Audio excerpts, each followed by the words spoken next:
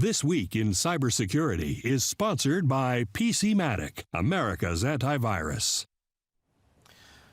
This week in cybersecurity, cyber attacks on businesses are on the rise, and that includes those on Main Street, if you will. Hackers are aggressively targeting small businesses, which don't have nearly the amount of tools as large corporations do to combat cyber attacks. A breach can be very costly and time-consuming to small businesses if owners do not have a plan to deal with one.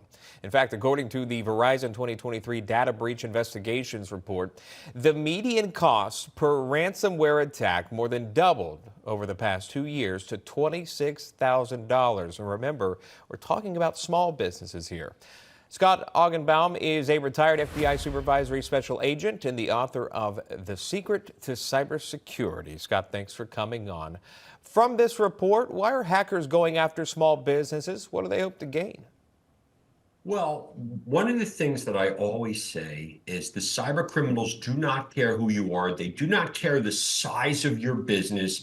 They want to target you. And why do they want to target you? For financial gain, to steal your credit card information, to get access to your customers. And as we see so many large businesses getting breached, the small businesses can't handle this, and I've seen plenty of organizations go out of business.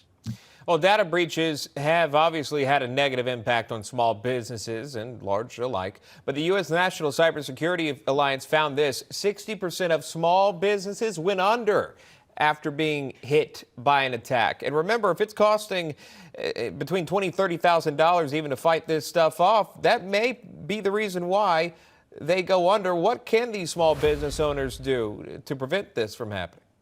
Well, they have to realize what I call the four truths of cybersecurity. The first one is nobody expects to be a victim. That's a falsehood.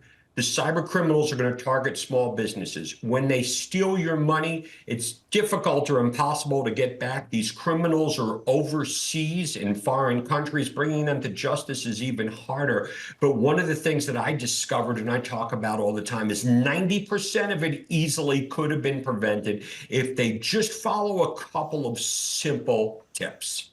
All right, Scott Augenbaum, we are out of time with that. Scott, thank you so much. Always good to see you. Thank you.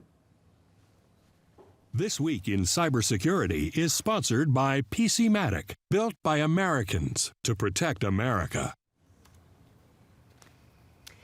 Still to come on National Report, what would you do if you heard your child was being bullied at school? Well, a group of self-proclaimed gangsters